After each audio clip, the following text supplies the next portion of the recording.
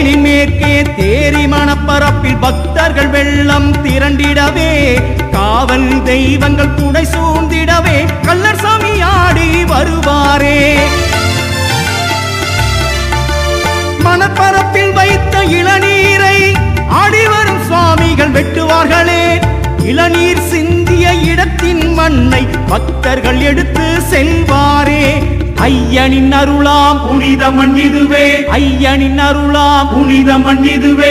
கள்ளர் வெட்டின் மகத்துவமாக புனித மண்ணுமையின் அருளாகும். இந்த மண்ணை எடுத்து செல்பவர்க்கு மேன்மைகள் வாழ்வில் பெற்றிடுவார். ஐயன் அருளால் நிம்மதி அடைந்திடுவார். சுவாமியே ஐயனாரே கற்குவே ஐயனாரே, சுவாமியே ஐயனாரே கற்குவே ஐயனாரே.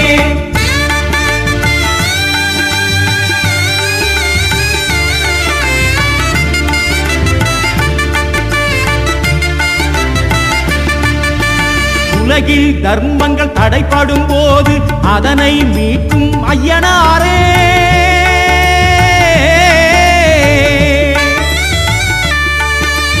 அதர்மங்கள் அழித்து தர்மங்கள் காத்திட கள்ளர் சாமியாய் வருவாரே.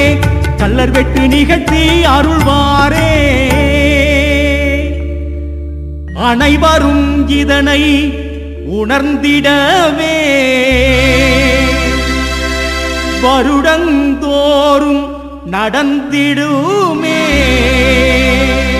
கள்ளர் வெட்டு வைபவமே.